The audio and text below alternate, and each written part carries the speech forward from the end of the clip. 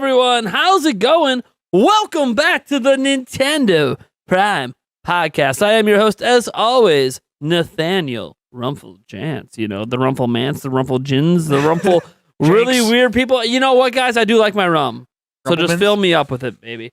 To my left and your guys' right is Mr. Eric Moore. Actually, he's kind of in the middle in this case. In the middle. But it is to my right. Yeah. So, or my left? I don't know. Something like that. Yeah. And then even you go a little further than that. Just a little more this way. You might see this giant mug wearing some green Xbox looking headphones. I don't know. He's got a handsome face. They were perfectly free. Triangle chin. They were completely free. I just ripped them off of one of the displays back in the day. Yeah, I'm sure you did. When I worked at GameStop. Why not? I took all of them. I had like a bag of them in my closet. I had like 8 of them. So they didn't work. The mic didn't work. So I just used them as headphones. And then when they break, I just use a different one. Hey, well, whatever works out. So welcome, Mr. Camelot 331. How's it going, buddy? I'm tired of being alive. But other than that, it's going great. Well, I mean, it happens. It happens.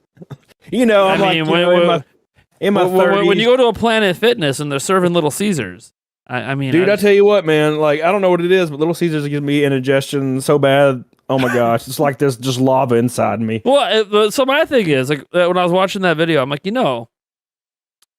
this is a workout place. Why is there pizza? Dude, because they don't want you to work out. They want you to come in there and be like, you know what? Look, this place is great. I'm going to eat this pizza. I don't know, man. Like, I guess some people, that's like a different... It's like when you beat a dog or something. I don't know. Like, it's like negative reinforcement. It's like, look, I know you're on this treadmill right now, but here's some pizza. Well, you really want this pizza, and you got to pay us for it. Yeah, dude, I saw a video of a dude on the treadmill eating a pizza slice while he was on the treadmill, and I'm like, that is like, dude, that is like, I can't even give a good analogy. I can't even give a good analogy. That doesn't make any sense. All I can think of is putting on the treadmill, putting a stick with the pizza slice on a string like they did with the carrot and horses. Yeah, that's all. I mean, that'll get me to work out. Don't let him eat the some bitch. Just put it in front of him. Right. Like, no, dude. But that's what I was saying. Like, it's got to be made by some Italian guy. I don't want to be able to pronounce his last name because I want to eat his food. Because otherwise, I get indigestion because it's made out of like roach guts and cardboard. Yeah, something like that. Yeah, the shit they scraped out. Yeah, basically the crap that they threw. If you ever had like a chili back at school, it was always whatever crap that was left over from the last month. Oh, dude, just chuck it all in. I mean, they would have the spaghetti. Oh, spaghetti too sometimes. Yeah, they still have the pizza slogan. Yes. Okay. Yeah, Little Caesars still uses pizza. Okay, I was gonna say because otherwise, if they went away from that, when we understand, it's not really pizza. So for those of you who don't know what we're talking about, we're obviously talking about Camelot 331's latest video. He had a little trip to Planet Fitness, and it was quite an interesting one. Man, you know what? Too like it's like fate because I remember sitting outside that Planet Fitness because I had a long drive home and I wasn't gonna be able to hit the gym, and back then I didn't miss the gym ever, and I was like, well, I guess I'll stop at this Planet Fitness, and I knew the horror stories, and I was like, I've heard all these crazy things about Planet Fitness, and I was like, but surely it's just it's just isolated incidents and none of that actually happens. And 30 minutes into it, I got kicked out. And I didn't even do nothing. I did nothing. So that's awesome. I don't know. Awesome. That's insane. They could tell. They could tell I had a tiny PP. They're like, I can tell his PP is tiny. He needs to be out of here right now. Well, yeah, tiny PP is a problem. Which is true. I mean, but like, you ain't got to kick me out. That's discrimination. I'm just man. So, how you guys doing today? Welcome back to the podcast. Was it 31? 31. I think we're at 31 right now, so that's cool. We got a few things that we might get into a little bit today. Maybe talk a little Nintendo. What a shocker this is. Nintendo Prime Podcast. It'd be kind of weird if Nintendo didn't come up at some point. So, we may be talking a little bit about maybe a new Direct or maybe like some desires for a new Direct because they're going to have one at some point next year, I presume, unless Nintendo just does away with them. Dips out and says, peace, we're done. We'll see 2025. We're taking a break. Yeah, I don't know. They could. Yeah. I doubt it. They seem to have some good games coming. We'll also talk a little bit about a really interesting topic that Eric found on Reddit of all places. Yeah. dealing with opening presents on Christmas. So that's fun. And speaking of Christmas, by the way, guys, what are we, like 2 days away? Day and a half? Not even? I don't even know. See you tomorrow. Like, seriously, we got Christmas coming up here. If you guys don't celebrate that, maybe you celebrate Hanukkah. Maybe you're celebrating Festivus. I have no idea. You celebrate whatever you want, or if you just hate the holidays, don't celebrate at all. That's your choice. But around here, I celebrate Christmas. So that's just me. That's my whole life. Did too much Christmas trauma in my life. I avoid it, man. Well, we celebrate around these parts, but that is okay. Let's talk a little bit. We like to start off by seeing if we've been actually playing any games lately. I don't know, like that's a thing that people do. Certainly not Camelot over there. He is more of a, more of like a thumb war kind of guy. He'd rather get down and dirty than actually like touch a controller. So. Yeah, or a mouse keyboard. I do play a lot of. I play a lot of Left 4 Dead 2, and I don't know why. Like I just play it every day, and I have for years. Left 4 Dead 2 is great. Like I just download mods. Like there's thousands of maps, and I download like a new one every other day and play through it. I don't know, something wrong with me, man. Oh, so you've been playing Left 4 Dead 2. Been playing anything else? No, gosh, just, I haven't played. Just Left 4 Dead. I've been wanting to play the Halo Infinite campaign, but like I just keep putting it off because it's like $60. Or have like, Game you know Pass. what? I'd rather just like play Left 4 Dead. All right, yeah, but yeah, I could get Game Pass, but also like I'm lazy. I'd have to go click on it and type stuff in. That's okay. So that's like the thing I don't want to do. I mean, you can't play the multiplayer for free at least. They're offering that. Yeah, you could. Yeah, but I'm not competitive. I'm too old now. I'm just so. Yes. So I thought I wasn't competitive anymore either, which I don't know why I ever thought that. Yeah. But like I haven't been competitive with like at a video game level in a while. Just didn't care because I know I don't play them well enough to. But legitimately, I'm in like these handful of Madden 22 leagues. I think solely because it's not because I'm having fun. I realize I still get competitive with games and I just want to kick people's asses. And the thing is, I'm the one getting the ass whooped. So you guys can see it on twitch.tv/Nintendo Prime TV. I have a money league. I stream my game there like every other day because we're required to have that stream. So there's a record of the game in case people are cheating or whatever. And dude, like I get my ass whooped like all the time. It sucks. But yet I won't quit because I'm getting my ass whooped. It's like one of those things like, no, if I'm going to keep getting my ass whooped, I got to keep going until I start whooping some ass. And I don't know if I have that capability anymore in any video game these days. No, but that's me. Like, so one of my friends got me to play Apex Legends with him, and I'm not a fan of Battle Royale. I never really have been, but I got into it for like a week. And then we started, I got to where we won a few matches, and then I was like, I don't know what else to do now. Like, I'm like, once you win in those games, I just don't understand why they keep going other than to, I guess, unlock a skin or something. And back in the Halo days, you played a match, and there was different game modes, and it was fun. You could play with your friends, and then you had like all these in-depth stats, almost like when you go into the menu in Oblivion, and you can see how many steps you walked. That was cool to reminisce on. And then they took all that out because it offended people when they had a terrible kill-death ratio. So, like, now there's no point to me. If I don't get to see my kill-death ratio, I'm angry. I want to know how bad I suck or how good I am. And you can't see that stuff anymore. Sounds like it. And I'm trash anyway, so it doesn't matter. Anyway, so that's all I've actually played lately, guys. I know some people are like, but Nate, I'm like, yeah, what about it? I've been busy. It's been finals while working and doing YouTube and taking care of my children. Okay? I had some shit going on.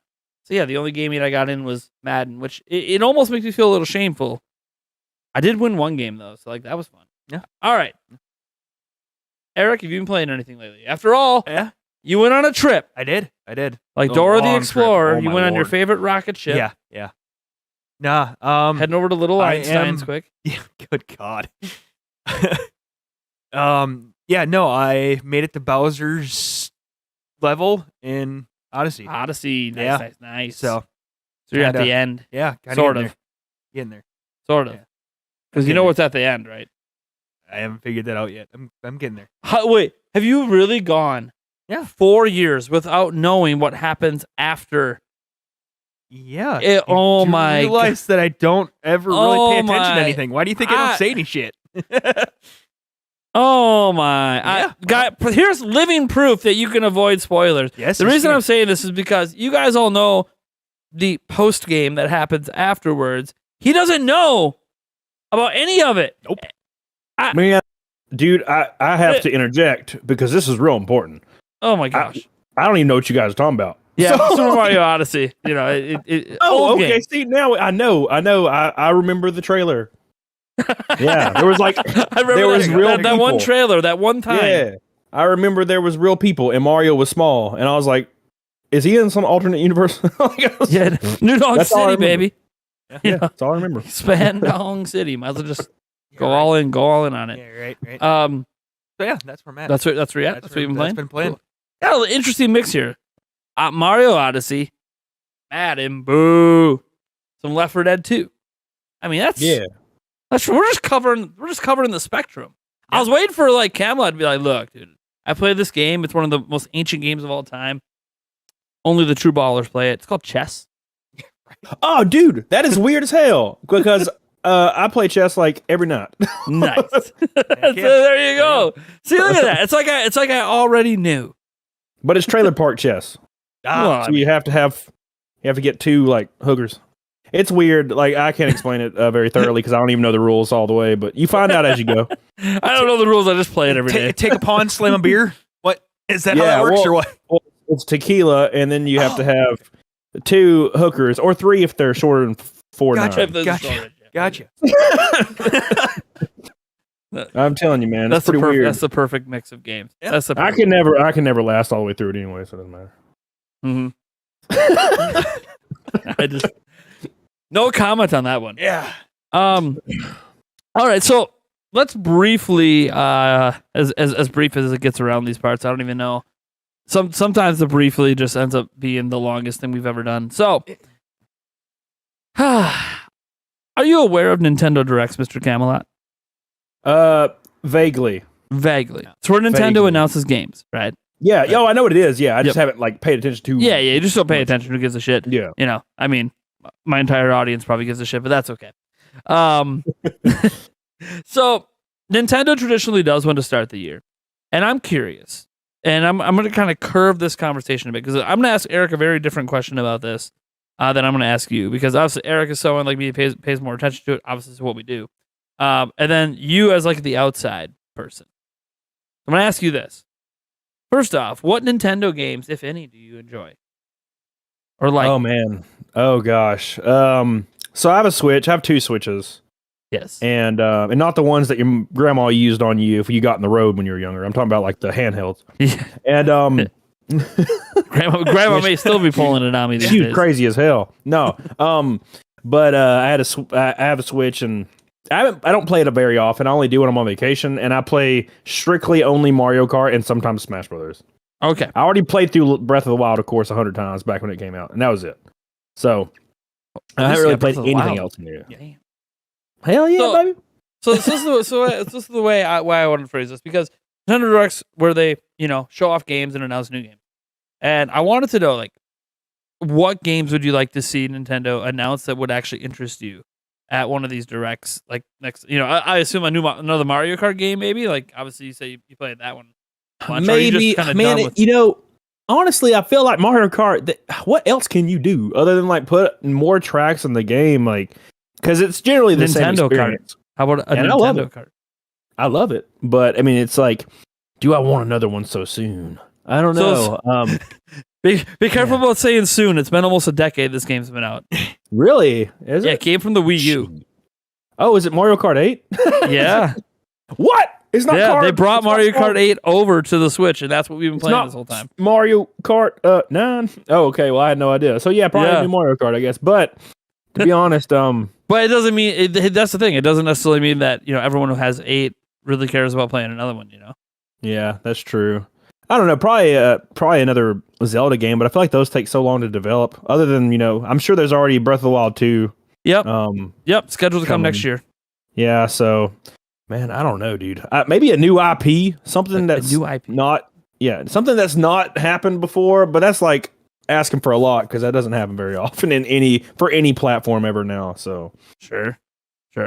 You know what I think should happen? There we go. Here we go. I was waiting for the one thing. Yeah, a new IP that is from software, but it's only available on Nintendo consoles, kind of like Bloodborne for PS4. Yeah, do that. But like make a Nintendo only A From Software from the ground up for Switch game would be sick.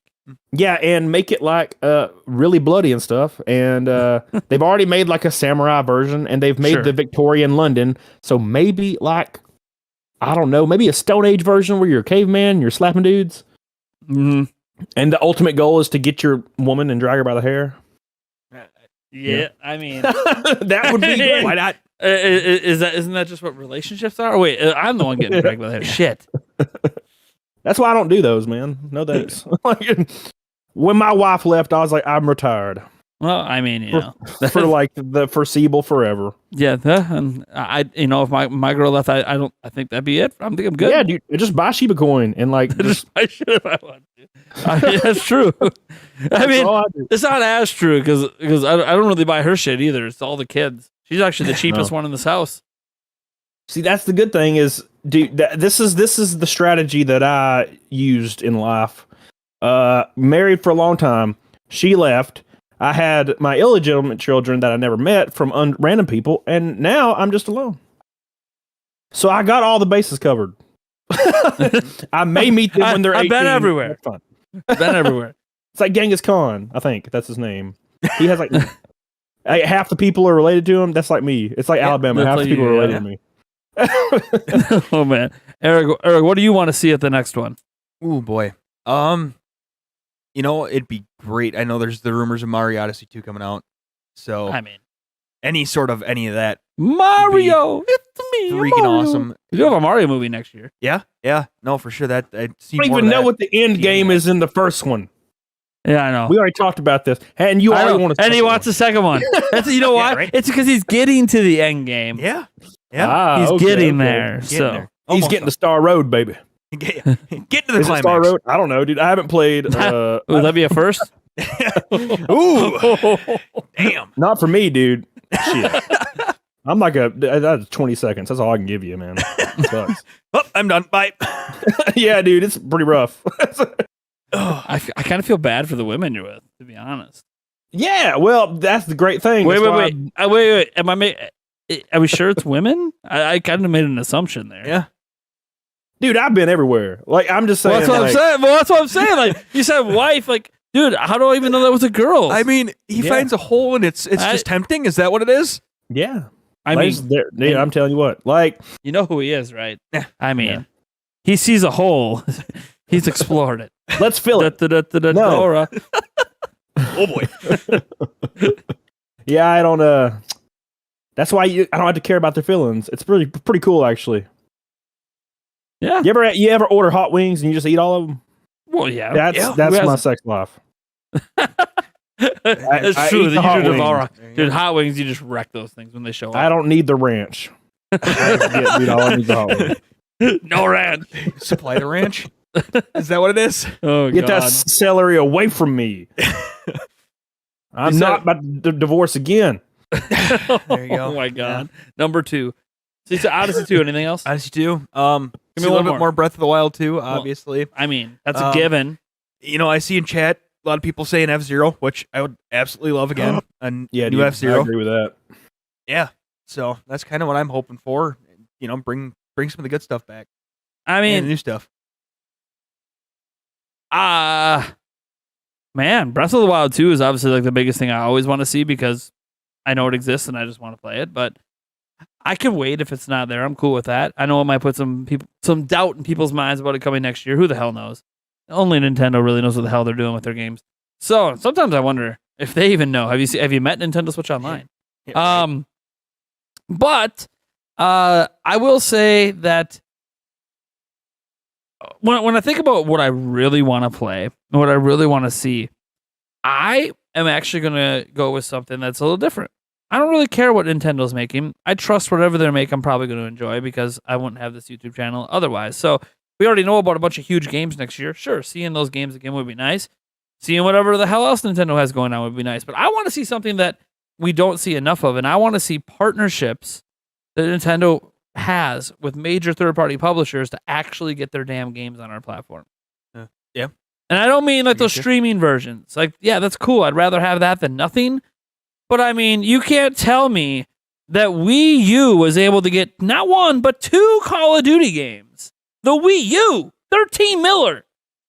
And here we are, 100 mil deep, and we don't have Call of Duty on here now. I know there's a lot of controversy with Activision Blizzard, and some people are going to be like, we don't want Call of Duty at this point. But you got kind of get my point. Like, it's a major third-party game. I want to see like The Witcher 3s, and I get it's difficult now. We have the whole next gen here, and I understand. But everything's still cross-gen at this point.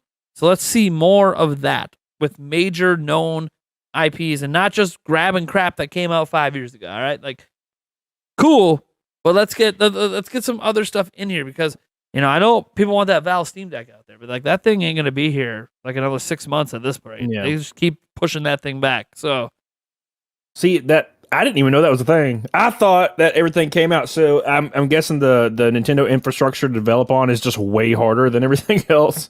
I would imagine, It's or is weak. it just partnership weak. issues? it's using like a mobile phone style chip from like 2015. Oh, perfect. So, You can play Fortnite on it, baby. Right? Yo, you can play Fortnite on it. You're right. They even got a special That's all we edition need, Fortnite baby. Switch. Look at that. He already knew shit. He knew shit without knowing shit. I mean, They probably Probably one look of at those the Amazon demographic. warehouse stories. You just happen Yeah. to happen upon the Fortnite Switch. Yeah, like they probably see their demographics and they're like, yeah, we ain't gonna get Call of Duty because that's not, the sales don't equate to the development costs or whatever they would have to spend to get it there. Maybe I don't know. Hell, I don't know. Like, to be honest, I feel like I'm in my own camp here, and this is gonna sound real dumb. All I would ever want from Nintendo ever again is just a direct sequel, and I know it kind of already exists, but a direct sequel to Ocarina of Time, and it's like just the same exact world.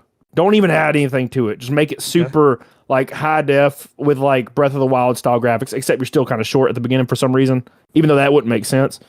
So you And just just want let me- Ocarina of Time remade again. Yeah, but like after you slap Ganon around. It's just the directly after that. Maybe I get to clap Zelda. I don't know. I mean, there are some things we know have happened, like after that, because like Ocarina of Time, you might not be aware, created like a 3 timeline split off of it. Yeah, Actually, it has a went- direct sequel in Majora's Mask, but like that's not the Yeah. same thing. A totally different world. right. So like, I hear you, man, and there is stuff that factually happened after Ocarina of Time on the timeline that led to the Wind Waker and the Great Flood. There's a lot of crap that happened in there that like we just don't have a game on. So, and that's in that Hyrule. So that would be kind of cool to just revisit that Hyrule in it with a Dude. new story. Why the hell not? Yeah. Just be the next day, and it's like GTA, and there's just like pedestrians walking around, and they look all goofy and stuff because it's Ocarina But of Time. it's style. Zelda. They already look all Yeah, goofy. and just let me kind of run around and do things, and then there's like a new big bad over here, like, and he takes over the volcano or something, and then he's like shooting volcano juice at everybody and like destroying like the villages and stuff, and then I have to go around and catch chickens. I don't know. I'm just throwing it out there. Something. Yeah. Something. So yeah, third-party games, I guess, is what kind of what I want to see happen. I don't think it's going to any different than it's already been. I think it's just going to get worse. But it would be cool to see some renewed confidence in a platform that might become the best-selling gaming platform of all time at this point. Yeah. Crossed 100 mil. We'll see what happens from here. So Across 100 mil. So it came out in when? When did Switch come out? I remember 2017. I Beginning was of working at 2017. GameStop when they came out. So Its 5th anniversary is March 3rd coming up.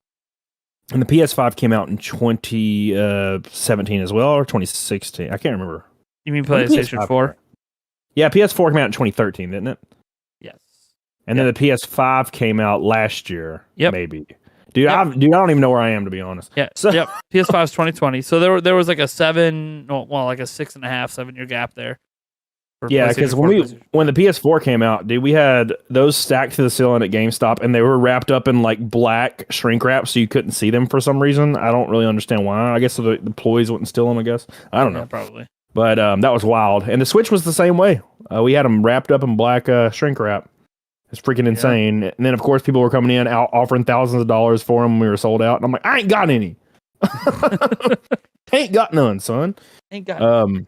But yeah, I remember the PS4 was sold in just ass ton, and the Xbox stopped reporting sales at one point because they're like, it's not a competition. And I'm like, I don't think you'd be saying that if you were winning it. You'd be like, yeah, PS4 sucks. Burn.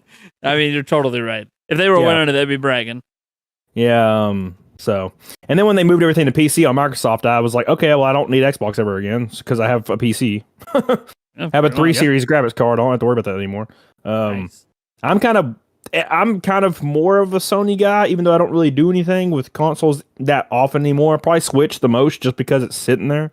But I kind of wish Sony would just move everything to PC too. Just move everything slowly to PC. Doing it, but it's I don't have to move from my chair. They bring games from PlayStation, but they do it like 4 years after the game came out to PC. Dude, so they've been slowly doing that. Yeah, Bloodborne is one of my favorite games of all time, and I platinumed it and went through like 5 new game pluses after platinum it. If they brought that to PC and made it 60 frames, upscale, beautiful, delicious, I'd be all over it. I would never have to play anything ever again. I'll just play Bloodborne for the rest of my life. Old man. Don't even give a damn. Oh my god! All right. So this next topic is actually one I'm really interested in what all of you guys have to say, because this is something that all of us have probably had some sort of experience with at some point in our life as children, and maybe as more. I have no idea. I don't presume what you guys do with your lives outside of when I talk to you. And this was a thing that came up on Reddit, on the Nintendo Switch Reddit, and it says if you're gifting a Nintendo Switch this year, do not open it up and download all the updates for your kids beforehand. And then it says, I've seen a lot of posts spreading this idea to open the box, set up the console, download all the updates to save time on Christmas. Opening up a fresh console and doing the setup yourself is a magical experience that doesn't happen often. So please don't take that away from your kids or whoever you're gifting new consoles to this year. Then it goes on and on and on about, basically that we're evil if you take that experience away from your child. Now, I have 3 kids of my own, so like I can speak on this. They have Switches. I've gifted them Switches. I don't know if they've ever got one on Christmas. They got them for birthdays. So similar situation where, hey, do I set it up ahead of time or not ahead of time? What did you do? What did I do? Oh, I set those some bitches up. Because you know what's going to happen? You know what's going to happen right after they open it? Daddy, help me set it up. Well, it's already fucking done. Don't got to worry about it. And you might go, but you took this person, like, are you taking an experience away from a child by having today's system set up for them before they ever first boot it up? Because for me as a parent, one, I don't want you to deal with your whiny ass when you get the present and you can't play because the servers are down because they're slammed on Christmas. Like, sorry. Here's your new system. Can't play it today. Maybe the servers work tomorrow. Like there's that. That's a totally different thing than I was a kid. You open up an N64, you open up a Game Boy, like, dude, you play it right away. There ain't no online crap to worry about. You plug it in, you turn it on, you figure out where the AV cables go, and you have a good time. Yep. For the most part. I mean, sometimes you figure you gotta jiggle those cartridges or maybe give them a little blow here and there, but you figure it out. Ain't nothing wrong with a little blow. Yeah. Nah, not just a little. I don't know. That's hard to say because I can only give it an experience from when I was a child. And when I was a child, like you said, I got my Dreamcast, my Sega Saturn, and you just set up the time and then you start playing the game. And now when I was a early teenager, when I got my regular Xbox and I set up the online myself, and then my 360 and I set it up myself. I did enjoy doing all that. But if you're a small child, and I mean a small child, and you're like expected to type in your Wi-Fi and set up all that, I feel like that's a little different. Because at first, when you were reading it, I was like, yeah, I definitely would not. I would want to experience it myself. But then you gotta think of how young a child is and how setting up stuff is so much more complex. Like I remember setting up my PS5 when I got it. I was like, it was just like 30 minutes of just make sure you sign to your email, do all this, and I'm like, bruh, I just want to play some games. So it's hard for me to say. I prefer the experience, but if it's a small child, I don't think they could set it up themselves. So now, granted, opening the box and peeling like the cellophane stuff off everything. That's, I don't know, man. It's hard to say. And maybe I would let them open it and be like, oh, look, it's a Switch. All right, let me set it up for you. I guess. I don't know, to be honest. And I don't have kids, so it's kind of hard to say. Yeah. I might be so stressed and anxiety riddled that I'd be like, you know what, here, just go in your room and shut the hell up. So it's hard to say. Well, so from my perspective, as the parent in the group here, that there's obviously my side where I said I don't want to deal with it, but it's not about you in this case, right? The question is, are you taking an experience away from the kid? And one, I think it depends on the child. As an example, my kids all have been gifted tablets, and what's the one thing they hate? Waiting for it to set up. Yep. So then they can actually play. They just want to turn the damn thing on and use it right away. So there are kids that are like that don't have the patience, don't want to deal with it. They want mom and dad to set it up. And plus, the thing is, when mom and dad set it up, these are your kids. Depending on their age, you should probably be paying attention to what the hell they're doing on these systems anyways. Just so you're aware, parents, you shouldn't just hand kid a system that goes online and not know what the hell's going on. Yeah. You know. Yeah, man, that's like an entirely other conversation. I don't even, thank God I ain't got to worry about it. I mean, your kids might run into us yahoos. I mean. Oh, gosh, I want a laptop father. My daughter that's 12. Oh, God, no. Oh, please. Dude, I'm going to be such a bad father. I'd be like, you don't leave your room ever. Father, I found a boyfriend online. He's believe me, I've been berated at occasionally in the comment section because I've mentioned before that, like, dude, my kids are not having cell phones until they're like working. I didn't get mine. I did not get my first cell phone until I was 18, and I bought it myself. Yeah, granted, I didn't get my first until I turned 18, and I was working and I was paying the bill. And like, I understand different times, and like my daughter, she's 11, and like all her friends have phones, and she's the only one without it. And I said, yeah, too bad. You know what those kids are learning? Things are just handed to them. Yeah, no. I will get you a phone when you can afford to pay the monthly bill for it. Otherwise. All my nieces. So I used to be married, obviously, and all my nieces were like 9 and 10, and they all had cell phones. And I'm telling you, man, I know I was a child once, and I was a late bloomer too. And when I was 14, you best believe if I had a cell phone and some girl was like, "Send me your PP," I'd have done it. And like I wouldn't have thought twice. I'm like, "Hey, girl, get it." You know what I'm saying? Like, and that. Like nowadays, being a 30-year-old man, I'm like, wow, I thank God that girls didn't like me until I was like 19. But gosh, dude, I would have been in such a world because kids are dumb as hell, and like it's not because they're dumb. It's just life experience, and all this stuff is so exciting. Oh gosh, nude stuff, like it's all real exciting and like nude, all these experiences. So when they start diving into that and suddenly they're talking to somebody that's not real and they're extorting them. And I heard a story about a kid that was 14 and he thought he was talking to some Instagram model that was in college, and he sent nudes to her, and he was 14.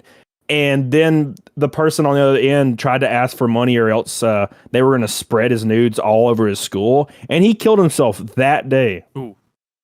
Because, you don't think, when you're a kid, man, I can't even, I was stupid when I was 24. I can't even fathom how dumb I was when I was 14. I was dumb. I mean, I'm dumb now. So, like, that's just, it's only worse. When I look back and, like, go back, it's just even worse. Like, so the reason when people look at me sideways about it, I go, because I was a kid. I know what the fuck was going on in my mind, and I've lived through this, and, well, maybe you could argue phones are more integrated now than when I was younger. That's fine. Be more integrated now. You know how you can get a hold of your friends? Use mom and dad's phone and call their parents. Yep. Mm-hmm. Well, then I'm going to be the outcast. Then be the outcast. Be the outcast, because you're going to be the kid that when you graduate will be able to keep their fucking cell phone and not have to switch their number 17 times because they don't pay their bills. That's the issue, man. Like, it sucks because there's no good way to go about it now, because you're seen as evil, like you're depriving a kid, and then all your depriving my child of being always online. Yep, you know for a fact, like there is no way around it. They're gonna meet a boy and or a girl, in their early teens, and something's gonna happen. There's where it's gonna be like, ooh, babies, and then it's just all hell breaks loose, and I'm slapping some kid around. Grandbabies. I'm in my 30s. I mean, if I have grandkid, like a grandkid in like 6 years, I'm gonna be fucking pissed. It's like, but it's gonna happen probably because. Going to trial because I went to a playground and beat the hell out of a 14-year-old boy. Oh, gosh. And I'm like 47. I'm coming down there with my beard and start slapping him around. Dude, it'd be over. Oh, dude, I don't even think about it. Like if some little 14-year-old boy like was messaging my daughter and was like, "Oh, dude, somebody's dying." Yeah, dude. That's like I don't know how I'm gonna react when I find out like some stupid shit like that's happening. I'm gonna beat his dad. I'm gonna beat his dad's ass and his ass and his mom's ass all at the same time. Send him out. Send him out. I'm gonna steal his mom. One thing, I'm still his mom, and I will be his stepfather, and then I'm gonna beat him again. All right. That's what's happening. There we go. I mean, one way or another, we get the problem dealt with. Yeah, dude. So Eric, what do you feel about this whole depriving children apparently of an experience thing? Today's experience is way different than when all of us were kids. Obviously, we've all touched on that. I mean, games nowadays, you pop it in, and there's rarely a game that you can just play right out of the box. There's a download to update. There's a this to that, and even the console needs to update the second you open it out of the box. It's the time, the patience that kids have nowadays, or kids have in general. Period. It's not something that you can just They want quick drop down gratification. and play, because that's what the system's for. I mean, it's for playing games. That's what they want to do. And I mean, the satisfaction of opening it up and then just playing the games, it was different. Like you said, we could just pop everything in, play it right away out of the box. So there is nothing better than just opening it and playing it. And so I think downloads and updates have taken away that glamour, not the parents opening it up, downloading the updates, everything like that. It's the updates themselves that have taken away that glamour. I got a thought on that part. I've set up a PlayStation 5, Xbox Series S and X, and Switch a bunch of times, like all the current systems, and I think that this magical feeling that people are talking about, I felt it a little the first time I booted up that PlayStation 5. Yep. There's that moment you're setting it up and it kind of washes over you. Like, dude, this is a fucking PlayStation 5, and look at this shit. This sounds cool. Well, I mean, how this many controller times, vibration feels great, and this is just like the setup. Like, what is happening there? But that feeling didn't come from the actual act of setting up the system. Mm-hmm. It came from a little visual thing it did the very first time you turned it on. The rest of the setup process wasn't like it was exciting or fun or an experience that's worth even having. I was about ready to throw myself off the cliff when I was setting up my Xbox. Yeah, and the Xbox is all done through your phone to set up, which, and actually, now that I've done it twice, it is significantly faster than setting up the other systems the way they did it. But it's also like, I've never set up a system exclusively using my phone before, so that's kind of weird, and it doesn't say on the box that you need your phone to do it, which I'm sure technically you don't. You could probably do it off a laptop, but still, it was just a really weird experience. And obviously with Switch, there is a sort of like one-time noise you hear the very first time you set up a Switch, but it's not as impressive as the PlayStation 5 one, so it's nothing that I think is even worthwhile. But I kept thinking, the experience when we were kids was basically Nintendo 64 kid the shit out of it. Oh my god! Yeah. And then we're so excited and we plug that sumbitch in and we're playing it within 5 minutes. Right. Exactly, you can't even get the system set up within 5 minutes right now. Yeah. Well, and here's the thing. You got all the updates and everything. You stick your game in. This already happens. Oh, you got a physical copy of Halo Infinite. Cool, man. Go plop it in your Xbox. Oh, you finally got past the setup. It did the update because Xbox won't even let you get to the home screen until it updates. Okay, and you plop your disc in. Oh shit! Now you got to install off the disc. Wait, an hour for that to happen, and then any data not on the disc has got to go and download it off the internet, anyways. And so you're left at this point where, look, that's way different than just stick the damn thing in the system, hit on, and you're playing.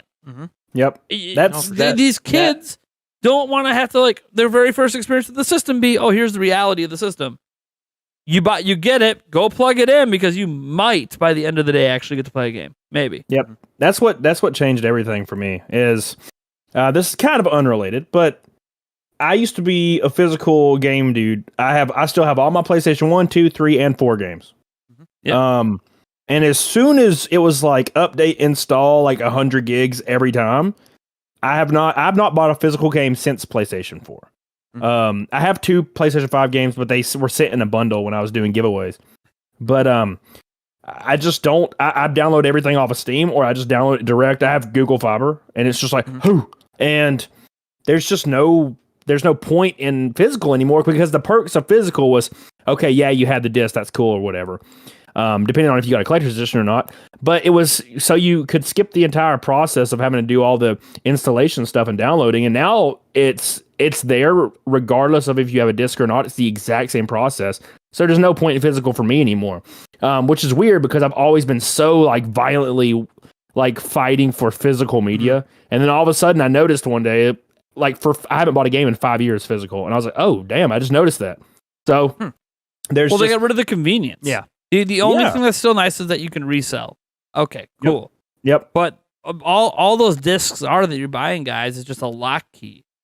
All the data's on your system. The disc doesn't really do anything when it's in there anymore once you install. So, and like Switch is obviously a bit counterintuitive to that. It went back to cartridges. You could just put the thing in and play. It might tell you there's an update for the game, but most games it'll say you can ignore the update and just go right in and play. So my thing is this. Nintendo, I think this topic came out because Nintendo put out a tweet like a week ago, and they basically were telling parents, hey, make sure you set up your Switches before they open them on Christmas Day because they can guarantee, because it happens every year, our servers are going to be down. They're down every time, and your kids aren't going to get to play. And so, do it now while the servers are up because then they can just play it right away.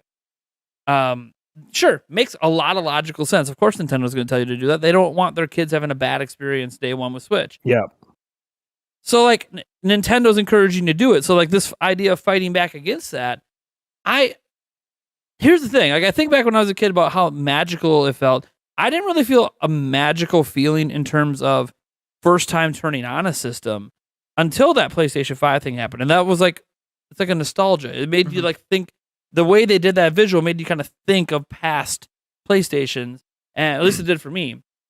So like, it was kind of like when you first turn it on, it had like that sparkly like PlayStation logo that you never see again, and then it pulsates and it's like, and you're like, oh my god, I'm going into the alternate dimension. It's a hype thing, and I don't think that even exists on the Switch thing from its initial setup. And I've set up like dozens of them. I just think that it's like. I have not seen a kid talk about this magical feeling probably in like a decade at least that I've even seen this conversation come up, which tells me that I don't know that they're getting that feeling because a lot of times that feeling comes from one, excitement, of course. Yeah. And two, because you have some sort of emotional attachment to whatever you're with. And if like, as an example, you buy a Switch for your kid and this is the first time they've ever owned a Nintendo platform, there's not really that magical first time thing for them because it doesn't mean anything to them. There's no history behind what you're seeing. It's just, I want to get in and play the games. Then when you get to that next platform, well, then it might make you think of the memories you had. Yeah. But like would I care about that little PlayStation? Like, say I've never played a Sony platform in my life, and the first thing I get is a PlayStation 5, and they have this neat little shiny PlayStation 5 logo. What's that doing to you other than telling me, okay, it's a PlayStation 5. I know, I fucking bought it. Can I play now? Yeah. I guess you don't really remember it until you're older. Like I remember, man, turning on my regular Xbox for the first time and seeing that green, like the green weird like menu. It has little beepy noises everywhere, and like setting up Xbox Live for the first time. It was all like this weird new experience. And I played Battle.net stuff on StarCraft for years before that, but I don't know. It was just weird. And you don't think about it until way later when you kind of experience it again. On PC? So, That place was a mess. Yeah, right. And I know for me, part of the stuff, fun stuff of like the older consoles and stuff too, compared to nowadays, is I felt always really cool because, amongst, with my sister and some of my other friends, I was the one who knew how to set up. And, the Nintendo, you had to screw the cable into this end, and that cable goes into this, and then, it's like, and then all of a sudden you push the button and it works. You're like, oh my God, I'm a genius. Remind you, you're 10 years old, and, you're pressing your 8-year-old sister, but still, it's You feel like a badass. You feel like a Just badass. It's all right. It's all right And- to feel like a badass as a kid. And you Come on put now. or you put then even the red, yellow, and green or whatever it was, and red, yellow, and white, and nowadays it's literally HDMI cord, done. It's like there's no fun in that either. Yeah, dude, I kept that alive. Like I kept that alive when I started building my race cars. I was like, now I can just do anything. It's really weird. Like one of my friends was like, my car's not starting, and I just go out there and take the battery out and hook it up to my charger, checking tire pressures, just normal stuff. But I feel like I'm helpful and smart, which in turn I'm not. I'm just done it so much. So I still keep it alive. I've graduated slightly from the red, white, blue, colors, or red, white, and yellow colors. Yeah. Slightly graduated. Just a little. Yeah. There's Gotta keep it moving alive parts. now. Yeah, it's pretty cool. But sometimes you forget to torque them and something flies off. It's pretty terrifying. I'm sure. So, I don't know. So for me as a parent, my perspective is I don't want to deal with the whiny fucking kids. Yeah, that makes more sense, dude. I don't even like dealing with them when they're not mine. Well, Like they it's come up to me and they're grabbing at me. I'm like, nah, dude. Here's the thing. I read a few comments on it, and the one I can agree with is know your kid. Like if your kid, say you got a 14-year-old kid and you got him a Switch, and they're old enough to understand how to do all this stuff, and cool. I will say this though, even though as kids get older, it's harder and harder to really rein them in and have them follow any sort of set of rules. It just is what it is as they get older and can become teenagers. I know because I was that way. So when my kids get there, it's going to suck. How many times did we go and work around your dad's internet lockdowns? Oh yeah. Oh, you're grounded from the internet. Yeah. Okay. Don't worry. Eric, you want to play it tonight? Yeah, right. Yeah. But so I have that parent perspective, but I also go, I think they need to just take the entire prospect of setting these systems up and fundamentally understand that it's really not that big of a deal. Yeah. Mm-hmm. That I don't think kids, and this is again my experience as a parent. My son, as an example, Aiden is the gamer, man. He loves PlayStation 5, loves Xbox, loves Switch. Heck, if I let him game on my PC, I haven't introduced him to PC gaming yet. He'd probably be all over that as well. Yep. And I sit there and I go, yeah, but he is into the gaming parts. He doesn't care about cool, splashy things anymore. Why? We have things like this that stimulate our children beyond belief. Yeah, dude. And I'm not saying that you guys talked earlier how I'm not going to get my kids phone, but they've experienced the phone. They know what it is. They've used it. They use tablets. Mm-hmm. It's not like they're unaware that they're so stimulated all the time that the only thing I think would be really exciting to my kids at this point would be one, the first time they get a phone that's theirs, they'll get really excited.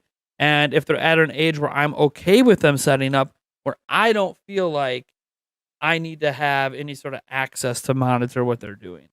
And at what age is that? Well, 16 plus probably, even though that's the age you should monitor the most. It's also the age where you have the least amount of control over what happens anyways. And parents, in case you don't know, you can get copies of all of your children's text messages. Just call your cell phone provider. And your children, for some reason, don't realize that parents can get access to it because parents just don't do it. But hey, just so you're aware, they can provide it to you because there's a minor on your account. Yeah. Man, we grew up in a real cool time. Us adults, we grew up in a time where cell phones didn't exist, and then all of a sudden they existed. And consoles were one day we were playing Mario on Nintendo, and then 10 years later we were playing Halo online. And we just we got to experience technology closer to 1910 all the way to what we're at now. Whereas everybody that's young now, everything's already super advanced. So the next step is just them experiencing, I guess, ultra VR for the first time. Yeah. Dude, I saw a car for the first time and I was like, oh my God. So many things that I saw growing up. Dude, hentai. Man, I'm telling you, so many crazy things I saw growing up. And now it's just Like, I guess that sparkle crazy moment's just not there anymore because, like you said, I see babies all the time that can barely fathom what's happening around them. They have a tablet in front of them. Mm-hmm. Yeah. And they're just like poking at it. And I'm like, and like the parents are like, yeah, they know how to get to their YouTube channel and watch all their favorite videos. And I'm just like, what? Right. Man, dude, I remember when I turned on dial up for the first time and I heard it go boop, boop, boop, boop, boop, boop, Right. and I was Oh, like, yeah. oh my God. Yeah. Yeah. Like I was I mean- traveling through space. Well, that's the way I'm saying. Like, I don't know that these experiences that a lot of us today think are cool and get us all excited matter as much to today's kids. Because not just mine. I've worked, at the YMCA doing after school programs with elementary kids, and like none of them give a crap about that. They'll talk about games, they'll talk about this and that, but nobody's really caring about the first time they boot up a device. They just want the fucking device and move on with their day because they're used to being around this shit. Yeah, I was gonna say all the technology time. Technology has been around their whole entire life. Like, we grew up in a time when we didn't have all this shit. There wasn't a screen around us 24/7, 365. We didn't know what internet was for the longest of time because people didn't have it. Riding a bike was our entire like technology until I was like 11. And then it was like, oh hell, Sega Genesis. Oh my gosh, Xbox. What the hell? PlayStation 1. Like, it was, put it this way, guys.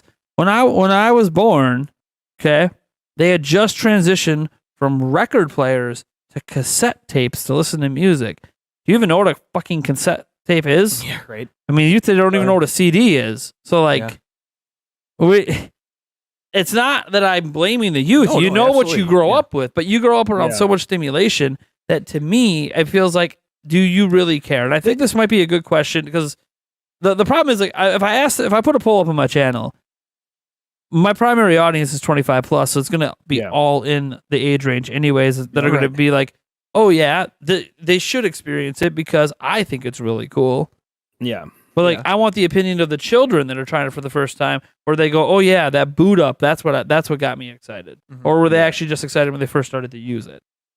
I mean, to a certain extent, it's just another piece of technology that they're getting. They've been there, done that. There's also a brand loyalty, I think, too. Yeah. I guarantee you, like, there are people that are super big Apple fans that the first time they turn on a brand new iPhone and they see the Apple logo, they get really excited, even though nothing's happening. It's the same Apple logo that pops up every time you turn your phone on. But because it's the first time on a new phone, because they're such a mega fan of the brand. And I think that plays a role in some of that as well. Like, if you have a kid who's been playing, he's like 14 and he's played, the Wii U hardcore. He was playing 3DS hardcore, DS, whatever. And he's done multiple Nintendo systems. It might actually be a cooler experience for them because like they'll have a grander appreciation for the brand or fanboyism for the brand, whichever way you want to call it. So I think there's just a lot of factors that could play a role in it. I could just tell you as a parent of children ages 6, 8, and 11, because that's my experience. They just want to fucking play. They will be pissed if they get a new thing and can't use it the same day they got it. Yeah, see how I initially thought when this discussion started. I was like, yeah, they probably would. I would like to set it up, and like I've completely changed my opinion because I realize that technology is so accessible, and it's been there since before they were born. And like they just jump in and they're playing Apex Legends and stuff. Did you happen to have PlayStation 5 or Xbox on launch day? Yeah, I had both. Yeah, do you remember some of the frustrations with all the server shit in the first couple of days because all the people trying to I just remember turning the PS5 on. The Xbox I didn't turn on for a while, but the PS5 I turned on immediately, and I don't remember it being too rough. But then again, I just wanted to play Demon's Souls anyway, and I didn't think about it for like 2 days. I don't think I could play it for like 2 days though, from what I remember. Yeah. So, like that's the thing. That was like the very first experience. Is nope, still can't play. Still waiting for it to install, download. Still waiting. Like, so that I guess my point with that was just, this is also something that we already know happens when you get a present around a certain time. Yeah. As adults, I think that, like that thread, I think is very well meaning and very much thinking of how they feel when they turn on devices or what they remember when they were kids. Yeah. And so there's nothing wrong with that approach. I also wonder though, like, was this wrote by someone who is a parent, or was this written by someone who is not? Because I feel like there's a totally different perspective potentially from both ways. Because as a parent, you know your kids and you know you ain't fucking waiting. Yeah, You yeah. just do it. I don't, especially with how technology is now and how kids are now. I remember I was somewhere a few years ago, and of course, like we talked about earlier, all the nephews and nieces got like brand new phones, and they were all 10, and that's what they got for Christmas was phones. No. And yeah, I remember I was sitting there, and I didn't even know these little dudes, and I was sitting there setting up 2 of their phones. And they didn't, because they had no idea. And doing it beforehand, would probably be better, because you can like, here's your phone, it's already got Fortnite on it, enjoy, because that's all you play for some reason. So Yeah. And again, this is also what I tell parents. I'm sorry if your kid is basically under the age of 15, probably under the age of 16, because that's at least in the U.S. when they can have a driver's license and leave your house without you knowing. Legally, anyways. So if they're 15 and under, I'm sorry, you should have something set up with all of their devices that's only going to be there if you set it up, that you know what the fuck they're doing on those devices. You don't need to spy. You don't need to spy on everything. You don't need to see the pic of their penis they're sending out to some girlfriend. You don't need to see that. But like, you need to know, like, hey, are they visiting, sketchy sites for maybe not porn? If that is something that bothers you, fine. You can go there with your child. I would say if you catch them doing it and you tell them not to do it, they're just going to do it more. So like, don't have to be cool with it, but at least try to understand what it's like to be a horny teenager, because we've all been horny teenagers, I hope. So maybe some people haven't. I don't know. But I look at it as, just from a parenting perspective, like, I'm going to put the parental control app on the Switch. I'm not really limiting much. It's just, if you go to attempt to purchase a game, I want to know. Mm-hmm. I want it to ping my phone and let me, hey, this person's trying to purchase something, because you don't got your own money. So how the hell are you doing that? And then 2, I want to know, hey, if you're trying to download a game that's above a certain age rating, I just like to know what it is, and I'll decide for you if that game is all right. Because I'm in tune with gaming and know what the fuck's going on. So I'm not going to be one of those parents that's like, oh, I just can't let you play anything above this rating. And I'm also not going to be one of those parents that goes, oh, I don't pay attention to anything my kid does. Oh, the GameStop employee told me that this game is, literally rated AO because it's got nudity. Yeah, well, you know what? I don't know. It's what my kid wants to play. He says all his friends are playing it, so I'm buying it.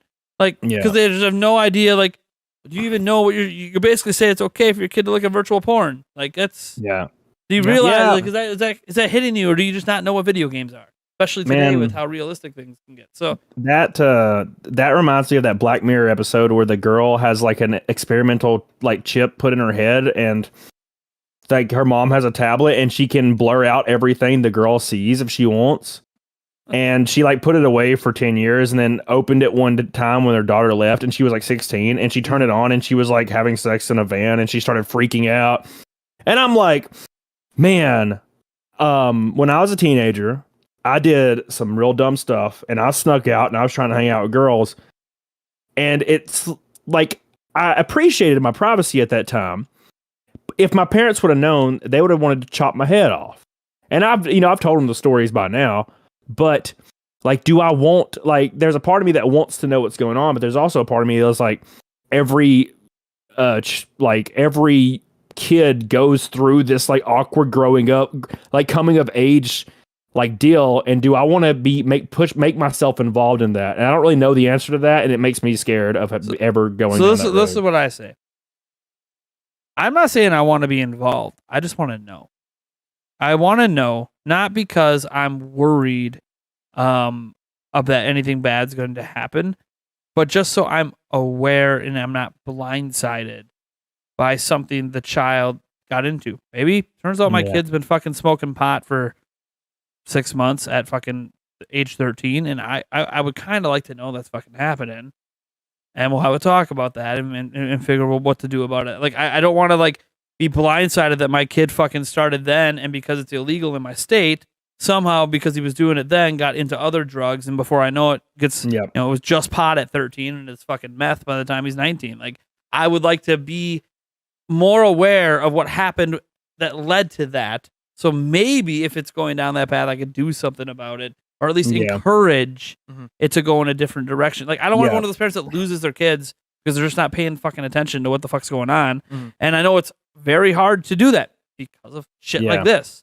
That's my plan. If and when I go down that road, I think I'll encourage communication as much as possible and try to not get involved as much as possible, because I'm gonna be honest, like I'll fly off the handle. And if I see like if I got a notification that my daughter sent a booby pic to somebody and she's 14, somebody's dying, and I don't really want to know about that, because then somebody dies and then I'm in jail. So I'm like, you know what, maybe encourage communication, like, and be like, look, tell me. I mean, you could also encourage anger management class for you.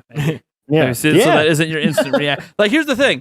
I know. Here's the thing. I think back. I know the dumb shit I was doing when I was a kid. So yeah, it's gonna happen with my kids too. They're gonna do this dumb shit, and I'm gonna be super chill about it. Look, I ain't gonna get fucking pissed at you because my daughter is messaging some fucking tool off in college that can't get fucking laid there and is preying on fucking teenage girls that just started getting boobies. Like, all right, cool. Like, I'm not going to be cool with that, but I can understand the appeal. I was messaging older women when I was in fucking high school. So, hey, you know what? I get it. Like, I've been there. I'm not going to get pissed at her for it, even if I'm pissed at the guy who's knowingly like, this is clearly 1000% against the law. I don't know what the fuck you're doing. Or I'm not even talking about like she's 14 and he's 17 or 16 and 19. No. Like, dude, we're talking, the guy's fucking 22 and my kid's fucking 14.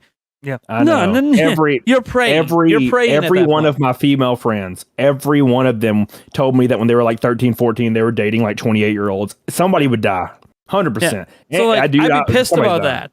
But also it'd be one of those situations where I would maybe try to set things in motion where instead of me doing something about it, the person just gets busted by the cops, and then it had nothing to do with me because my daughter had no idea that I fucking read her text message that she fucking sent to that guy. The thing is, like, it sounds creepy. Yep. It sounds creepy when you say like, oh, you're going to read your kids' text messages. I'm like, look, I don't give a shit 99% of the time what the fuck my kids are talking about or what they're doing. But it's also one of those, I think the number, I don't want, okay. I'm trying to do the impossible, right? I'm trying to be the parent that knows everything going on with their kid and can literally say that because I don't have to talk to my kid to find out. They don't have to tell me. They can't hide it from me. They're talking to their friends about it on the phone. I'm going to fucking know about it. Yeah. So on one hand, there's, I want to be on top of that. And that sounds creepy because most parents that do that start to crack down and go crazy and do stupid shit. But I'm going to be like that parent I'm trying to be that parent that just knows everything, but then chooses not to inject myself into their lives in that way. Because hell, if my parents did that, I would have been fucking pissed. So I'd like to think I can know that, oh my God, my daughter is talking about hooking up with this fucking 25-year-old. And not put myself in the situation where I'm going to kill him, but maybe move things in a situation where he just kind of accidentally gets discovered in a different way because I'm good with technology that way and don't got to worry about it. Let things take their course before the hanky-panky happens. Like, my thing is, if they're, I don't care how much my kids can distrust me all they want. If I gave you a device and you still live in my roof, I know everywhere that device has been and where it's going. This is what it is. You're driving my car that I bought. Guess what? Yeah, I got a fucking GPS tracker in that fucking car. I know where you're taking it. I know what houses you're stopping at. And I know when you're in the neighborhood that you ain't supposed to be in. Yeah. So here's the thing. You can call me creepy, folks out there, if you want. My kid wants to buy their own shit. All right, leave them the fuck alone. Yeah, I see. The issue I have is if my kid would say, like, send a message and I would read it and it would be like, I don't really like Lord of the Rings, and I'd be marching upstairs. What? You're sitting down and you're watching the extended trilogy right now, and I'm going to explain to you why you do like this. See that I get caught so fast. No, I'm pretty good with that. Well, one thing, me not having to worry about it till the kids are pretty much of age, to like waiting. Which, by the way, guys, I'm well aware that as a parent, like, Melody is gonna fucking be like 14. She's not getting a phone until she's, has a job and can pay for it herself. But she's gonna fucking be some fucking boyfriend bought her some fucking track phone fucking somewhere that she's hiding. Yep. And I know it's gonna happen because I fucking did that shit. So like, I'm not dumb. I'm trying to be a parent that's super aware and just tries to naturally learn what's happening and try to change my parenting in a way that can maybe help encourage things to go in a different direction or a better direction. I don't want to. I think there's a lot of like I love my parents, but there's a huge disconnect between me and them. They don't understand me at all. Like at all. And they say, oh, it's because you don't talk to us. I taught you for years. I lived with you for years. You just didn't pay attention. And I think a lot of kids can feel that way with their parents. You might love your parents and have a great relationship with them, but deep down, how well do they really know you? How like what are things that they just don't understand about you? That's one of the things that frustrated you growing up is that they just didn't understand you and you couldn't figure out why they don't. Well, because you don't involve them in all these things and let them know what's going on. Well, if I already know about you telling me, yeah, I don't want to like act like I'm invading your privacy. I would just like to, I'm sorry, you live in my fucking roof. There's no privacy, but that be a rule you already know from daddy because daddy already told you that rule. You in my real house, I know everything. I already told my kids, like now, before they even get these devices, that I'm like, you guys know at any point that any person's ever connected to my internet, I know who they are and what they're doing. I get everything sent to my phone. Why? Because it's my fucking network and I need to make sure I'm not getting fucking hacked. So I'm not turning that off. In fact, when like Yulia, when she sends an iMessage, because that uses the internet, I get the iMessages sent to my shit because it's going over my Wi-Fi connection and I have to know all the data traveling. So like, it's one of those that I'm honest with my kids that, I'm always paying attention. They might not know to the depths at which I'm paying attention, but I feel like a kid earns their privacy when they can buy their own privacy. Yeah. See, I guess that's how I was brought up. Like my parents, I was always super open with them. They'd be like, "Where are you going?" I'm be like, "I'm gonna go hang out with this chick." I'm 17. I'm going. I'll see you later. I remember one time I was 17 and I was like, bye y'all. You know, my parents, and they're like, "Where are you headed?" I'm like, "I'm going to Kentucky." And they're like, "What?" And I'm like, "Yeah, I met a girl on MySpace. I'm going to Kentucky." And I went there and I hung out with her for like a week and came home. And like, my parents were always been super laid back and cool. And I told them everything. And, you know, they just, it was always good. I bought my own phone. I did all that. I bought my own internet. I was like, "Can we get Comcast? Because I want to play Halo." And they were like, "Nope, unless you pay for it." So I paid for it. I got a job at Piggly Wiggly. I paid for the internet.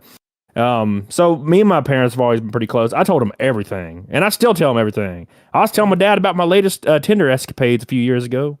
Well, the thing is, told him everything. like for me, like just speaking from the parent side, because obviously this all goes back to, you know, what do we have our kids experience and not experience new video game systems on the holidays.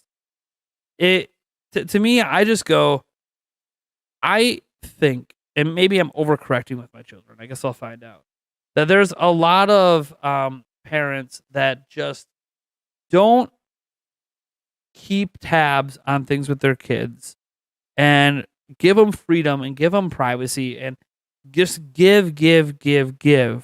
And these children never learn how to earn any of it. Mm-hmm. My door to my room couldn't be fucking shut. Not until I was like 18 and had a job. Yep. Period. Door could not be shut. I was paying rent. Door could not be shut. I couldn't go anywhere I want with the car. I always had to ask. Even though it's my car, I don't pay the insurance on it. I technically didn't buy the car. Not in my name. I have to ask. There was all these things that I was raised to earn everything you have. I had a cell phone because I could afford to have one. Yep. That's so like it's weird to me when I see a lot of people like always say like, "Man, you got to let your kids live. You got to let them this. You got to let them that." And I'm like, yeah, they can live by learning how to earn the right to live.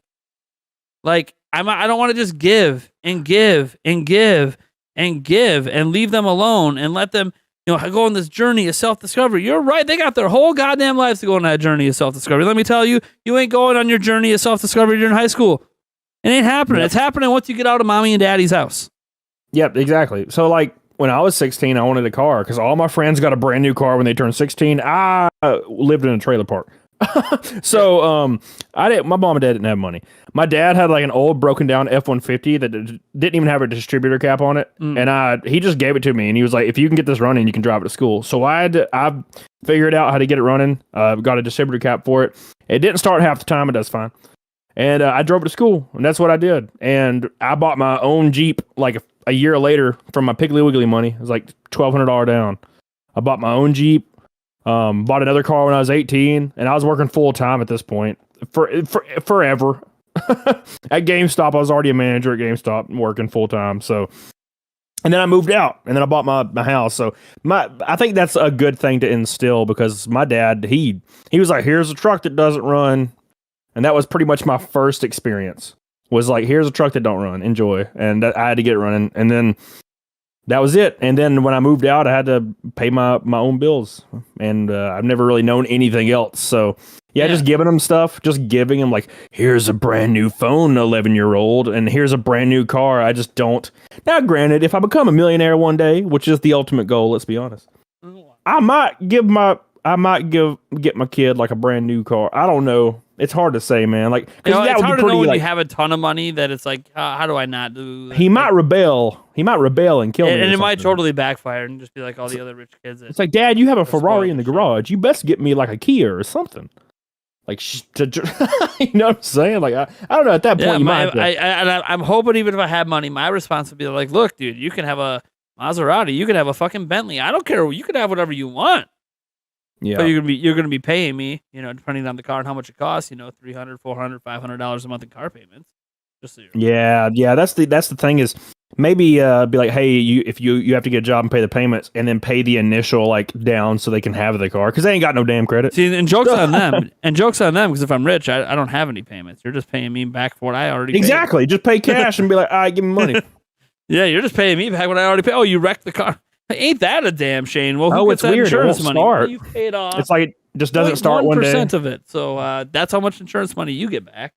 I get all the rest. Yeah, I found out they did something wrong, and I just like take off the positive battery terminal, and they don't know because they're dumb. No, I see, but my kid's gonna be working with me in my garage all the time, probably, so he'll know that immediately. Yeah, you got to do something real cool, like unplug the fuse for the fuel pump. Oh God. So one topic here I just kind of want to slip in here. We're going to get things kind of wrapped up. Is obviously it's the holiday time, and I don't know why this debate comes up like every year. Die Hard's a fucking Christmas movie. Can we just get that out of the way? Yeah, dude, I'm literally, when I get off stream, I'm going to watch it. I'm sorry, guys. You could say, okay, yeah, Die Hard 2, 3, okay, the rest. Don't call those Christmas movies. That's just the franchise continuing. But the OG, yeah. That is a fucking Christmas movie. Just because it's not your typical, comedy, rom-com, Home Alone and all that stuff. I get it. We have our classics, but, dude, this is the classic for action fans. Come on. Yeah. Yep. And, like, I easily, like, no one can tell me it's not. And it's kind of the same way, because I have the same debate. But, like, when it comes to Christmas movies, Home Alone is easily the best, in my opinion. And that's just because the score is John Williams, and Chris Columbus really knows how to make things whimsical. That's why I like the first couple Harry Potter movies so much. But when it comes to Die Hard, I feel the same way about Die Hard being a Christmas movie that I do about Avatar: The Last Airbender, the show, being an anime. I feel like it is, and I don't care what anybody says. Dude, I love Avatar. Nice. That's how everybody's like, what's your favorite anime? And I'm like, Avatar: The Last Airbender. And they're like, you can't say that. It wasn't made in Japan. I'll fight you. And I'm like, I don't give a damn about that little tiny island. But I'm sure it's inspired by it. Yeah. Yeah, for damn sure. God, it's so like, good. Anime is short for animated, so it all works. Yeah, right. Maybe they don't want to admit that it's even better than anime. Right. Like, I don't know, man. Trigon's pretty good. It's just like gaming. Like, we got to have RPG and Western RPG and Eastern RPG and JRPG. And it's like, okay, so the role-playing games, got it. Yeah, right. So if my character looks like an anime person, it's just a JRPG now, apparently. Yeah, right. Yeah. Like, or is it from Japan? So is Bloodborne a JRPG? I don't know. Like, it's like, it's an action RPG, right? It's kind of hard to explain. Right. It's weird. Yeah, I don't know. So we all agree then, Die Hard's Christmas movie. Yeah, 100%. Yeah. Pokemon's an anime. Pokemon's an anime. Definitely. Yeah. Pokemon's been an anime for almost as long as it's been a game. Yeah. Pokemon. But let's. We just had to because it's how it is. We're not gonna get too much into like, oh, Merry Christmas and have you some dark memories over there, Camelot. But yes, what's not always dark. Everyone's got their favorite holiday time movies. Give me a top 3 for this holiday season. for Christmas. For this particular holiday season, because obviously I'm gonna have an inclusion that might fit multiple, but you'll see why. But man, for this particular holiday season, I mean, we just all agree Die Hard's a Christmas movie. Doesn't mean it's on that list though. It's what's that top 3? I wanted to throw a curveball at you guys and really think about this. Holiday. I mean, Home Alone's gonna be. It was always my favorite, and it still to this day is really whimsical. And probably in a really dumb way, I like Jingle All the Way for some reason. Yeah, dude, that is the Double Man. Yeah, Schwarzenegger. Oh yeah, dude, and it's got that fun just fight over that doll between the adults. It's really it's fun. Yeah, and Sinbad, and back when Sinbad was the shit. Yeah, dude. right. Dude, that's hard to say. I don't really know. Maybe. Oh my gosh, dude. Maybe Elf. That's hard to say. That's what I was thinking too. It's hard to say, man. Those are probably it. Elf's a good one. Yeah. I mean, you got to go with National Lampoon Christmas Vacation. I mean, you got to have that. Classic. I watched it too much. By the way, we've now done 2 consecutive gift exchange ideas at the for one of my parents' size Christmas, where we play a game and it's a hidden gift and we don't know what the gift is, and it goes around and everyone brings one. I have decided next year I am getting a Jello of the Month Club. Jelly of the Month Club. Jelly of the Month Club. I've been making that one of them. Yes. And seeing how many in the room get the reference. I like it. How many get the reference? The official Jelly of the Month Club. You can't forget Bad Santa. I mean, classic Bad Santa, movie, dude. Right? That's a great one. You're right. I totally forgot about that one. It's the Santa Claus with Tim Allen, obviously. That's a great one too, man. See, I forgot all these. Yeah, there's a lot of Christmas movies. I mean, Chad helped me out with that one. Well, I mean, Chad's always helping out with Christmas movies. You know what everybody loves that I just can't watch. I cannot watch this movie because it makes me. It's like it's eerie. Everything's eerie about it. The way it's shot, the way it's acted, the way it's narrated. Story? It's all eerie. The Christmas Story. Yeah, I was a bit. The fact that I knew exactly what you were talking about. Yeah. And I've only seen it like twice because it just wasn't enjoyable to me. No. I mean, maybe it was back when it came out. It just today it just doesn't give me the whimsical feeling I think it was trying to go for. Something about like this the weird, like, because it's portrayed like it's in the 60s or something. Yeah. And it's like this weird like kind of rundown. I don't know, man. It's just everything's gray and the only thing I love out of that is the leg lamp. It's not whimsical. It's just like I think it's too real. It reminds me of what it's actually like. Like everything's like life actually kind of sucks. Yeah. So Dad's kind of mean. There's dogs next door. Like nothing's whimsical. Yeah, and like kids at school are mean and teachers are scary. And I'm like, I kind of want it to be over the top whimsical, like Home Alone. I want you to be in a mansion. Oh yeah, Home Alone's great. Yeah, dude. See, so for me, I got, man, it's weird because my list is so different from you guys. So what in the top 3, I think by default, and this is probably just because it was the one that came out at the time for me, is the Santa Claus with Tim Allen. Mm-hmm. Yeah. That one's just a classic. I'll never forget the Denny scene at the beginning and Santa falling off the roof and Bernard's fucking sweet. Mm-hmm. Like, dude, I love that movie. And for my children, they've seen it, but to them, they're more. They saw Christmas Chronicles on Netflix first, so for them, they actually prefer that one over Santa Claus. And is that the one with Kurt Russell? Yes. Yeah, I watched that recently, and I kind of liked it. The first one. Yeah, anyway. They're not bad. So for them, like they saw that one first, so to them, that's like their Santa's real story. Okay, cool. Yeah, that's fine.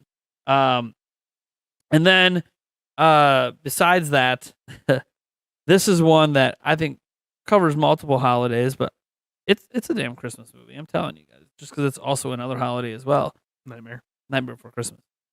Oh yeah, I don't know what it is when it comes to. I always watch it the first time around Halloween, of course. Yeah. But it's definitely a Christmas movie, like totally. It has Santa Claus in it. He gets captured. He's one of like the main parts of the story.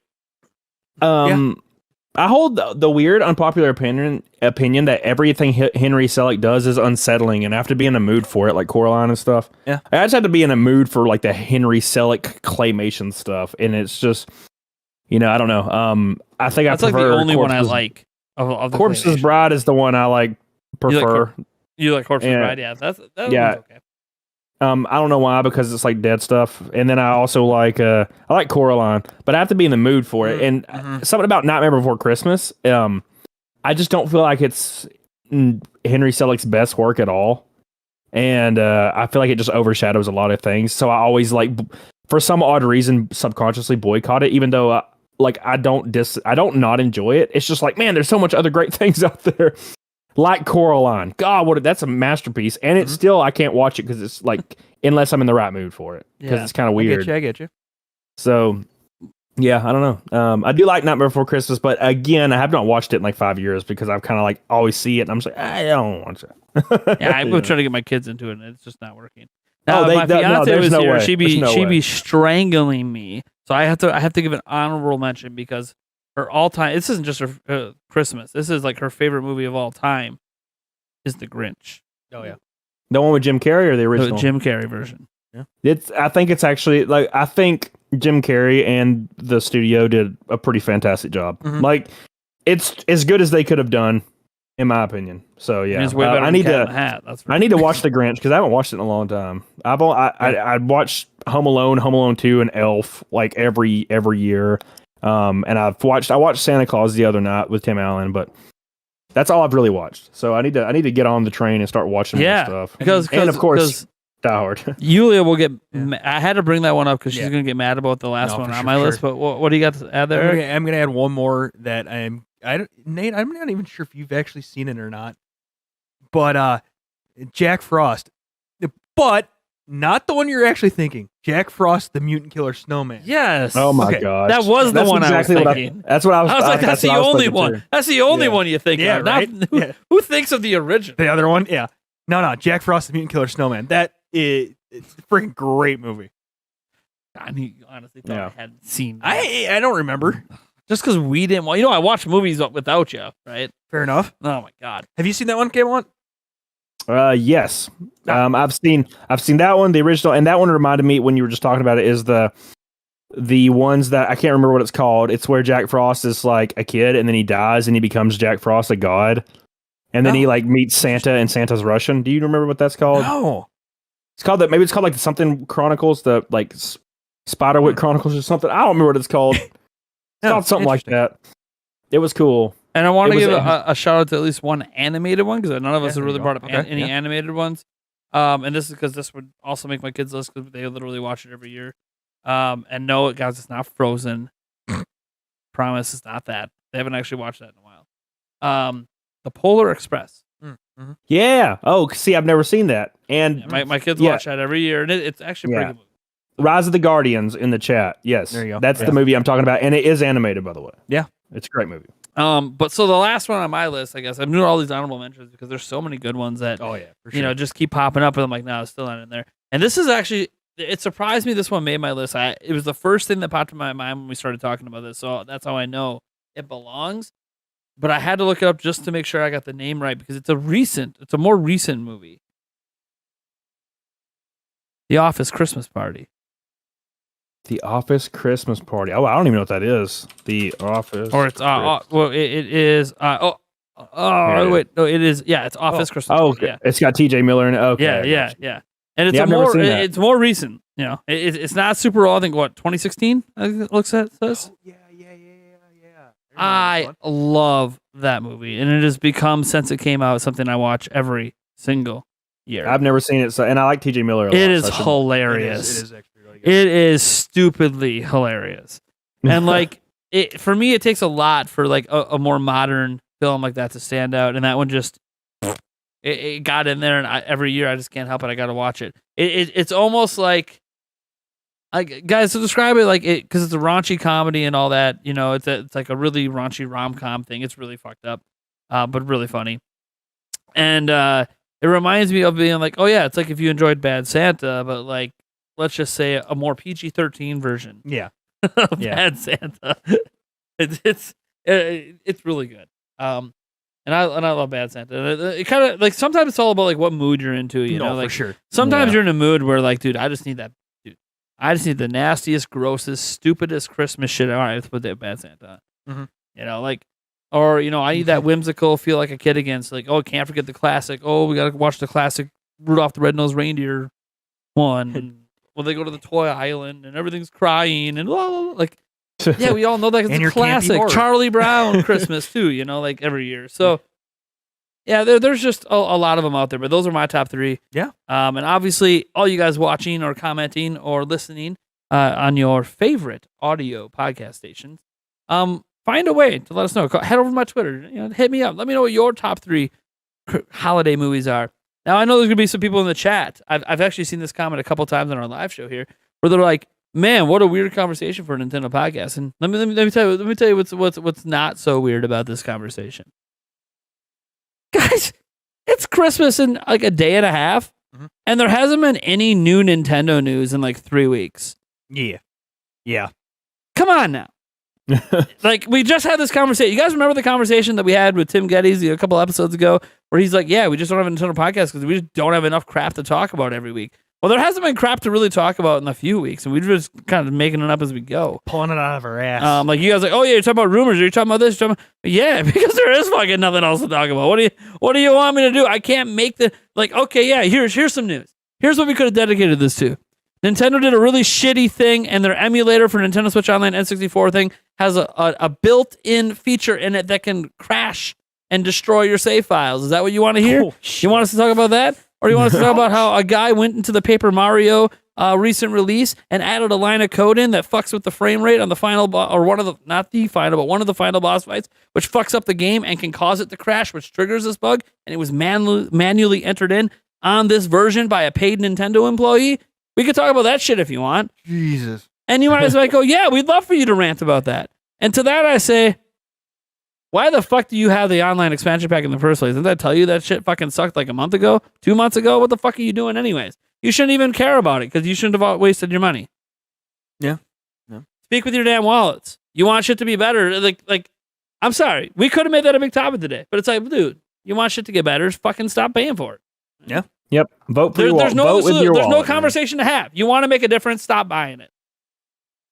That's the only thing Nintendo's going to care about. man. Yep. I agree.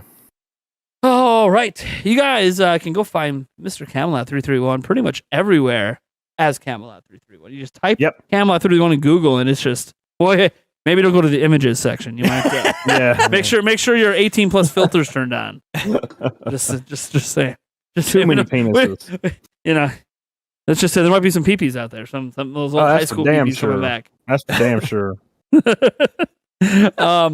Anyways, you can go check them out on YouTube at Camelot 331. You want to tell these people what kind of we went a little bit earlier over some of your content. You want to like just tell the audience what kind of videos you make, because very, very different from my channel, guys. Not a gaming news channel or anything like that. Doesn't even talk a lot of gaming.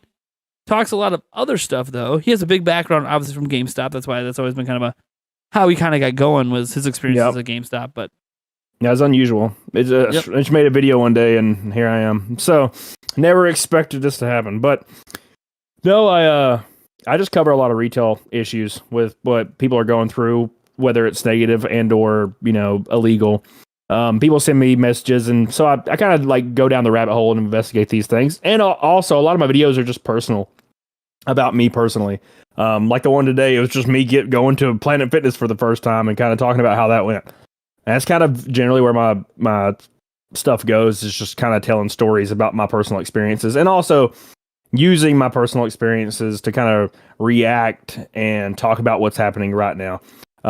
Because I believe workers' rights are nowhere near where they need to be. And some people think that if you talk about workers' rights in any kind of negative fashion, then you're like supportive of some kind of overarching tyrannical government. And I don't feel like that's the case. I feel like it's not going to change the government to give people 2 weeks off a year for paid vacation. I don't understand that. Stuff like that. Now, I believe people should be paid, a fair wage for where they live. It doesn't have to be a federal minimum or something like that. Just, like where I live, $11 an hour would be a lot. I live in Alabama. So I feel like people should be paid their worth, and I feel like that's correcting itself right now with the free market, because no one wants to work. So, because why would you want to work for $7 an hour somewhere? So, That's generally what my channel is about. Just covering those topics, covering things that happen that shouldn't happen, like Amazon, like the tornado that happened at Amazon recently, where people got killed because they asked to leave and they had 20 minutes. And they already had a warning before then. And most of them lived within 15 minutes. They could have all been home and they would be alive today, but Amazon would not let them leave. And a lot of people were like, well, it's more dangerous to go out in a tornado. And I'm like, you can say that all you want, but they would all be alive today. And they wanted to leave and Amazon wouldn't let them. Therefore, Amazon's responsible, in my opinion. So that's kind of what I talk about. Stuff like that. And also, I just stream and talk about nothing.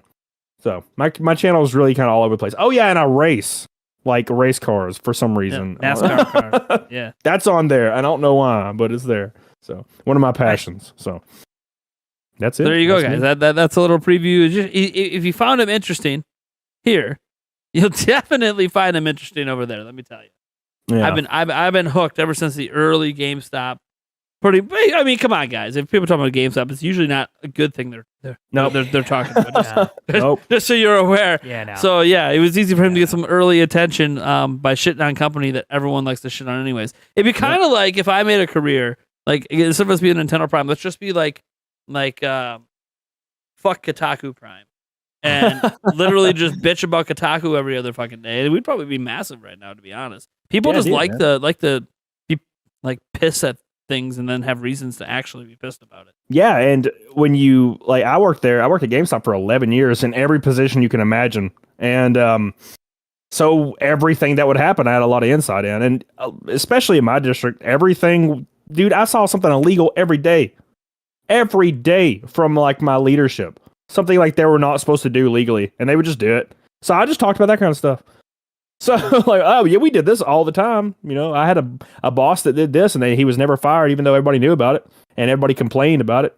No one ever cared. So, you know, that's just what I talked about. And lo and behold, I've been doing YouTube full time for almost 2.5 years now. It's pretty crazy. Yeah, that's nuts, man. Nuts. Yeah, cool. So yeah, you can find them at that. Obviously, same thing on Twitter, everywhere else. Obviously, you guys know where to find me at this point. It's Ninty Prime on Twitter, Nintendo Prime, pretty much everywhere else. Although we have some weird usernames, like on Instagram, it's Nintendo_Prime because some bastard took the username, doesn't do anything with it. God damn it. You know, just like on Twitch, it's Nintendo Prime TV, not Nintendo Prime. That old damn bastard, you know, myself, back when I was making a new Twitch channel, but then was given access to an old one, so then I fucked up the naming. Yeah. Anyways, Nintendo Prime TV over there. And then I don't even know what it is on. Let me look on. I do have a TikTok, folks. You can go watch. Boy. I got a couple dance videos on it. You guys see me dance drunk on stream. Whoa, hey, now. Hello. That is, didn't even see that reindeer. Yep. Oh. So like sometimes you open TikTok and it's just I mean, you wonder if that should be allowed on TikTok sometimes. Yeah, mine's trash. My TikTok's trash. All right, see, Nintendo_Prime. That's the TikTok. So I got two videos on there, but I have to avoid TikTok, man. Like I don't know how they have like 600 views when I only have 18 followers, but you know, it's. Hey, dude, I'm doing it wrong. Okay. Why am I a YouTuber? Yeah, right. Look, dude, if I had 72,000 on TikTok, I'd have millions of views. What the fuck's going on? What am I doing? Dude, like one side note real quick before you end about TikTok. The first day I ever turned on TikTok, because I hadn't clicked on anything yet. I didn't have a For You page built for me because my For You page is nothing but cars now, like racing. And sure, stuff. Yeah. The first day I ever turned on TikTok, it was like a 15-year-old girl in like a bra and panties dancing. Like 100% of it is what they were trying to feed to me because I was new, and I was like, this is disgusting. And I was like, what is this garbage? And then after 2 days, it was just like racing. And then, of course, cats. Like because it learns the things that you might have liked or stayed on and watched. Yeah, and that is a predator's paradise. That app is, for damn sure. For damn sure. Oh, yeah, man. It's nuts. It's interesting. But people go like, well, just get off it. And I'm like, well, this is the shit my kids are going to be using. Like, I need to pay attention. I need to know what the fuck's happening. I don't want to be ignorant. Okay, if I don't know what they're doing, I at least want to know what they might be experiencing out there. I don't want to be like D-dub. I don't want to find out my kid did the Tide Pod challenge because I find them dead in the fucking basement because they thought it was a joke, right? Like, I'd like to know that this is a thing trending that's happening out there. So maybe I can, figure out where the fuck my kid is right in this exact moment. Like, shit. I follow my kid and I saw him do hashtag fucking, kill your teacher day or some bullshit. And they'll be like, oh shit, I better make sure those guns are all locked up. Holy fuck. Yeah, right. You ain't going to be killing them with anything I own. Those knives are going to be fucking melted down and turned into a new set of stairs or something. The whole house is going to be changed to locks and you ain't going to be coming back in for a while. Like, shit, I want to know if my kid that's going to be doing that shit. I'd like to know.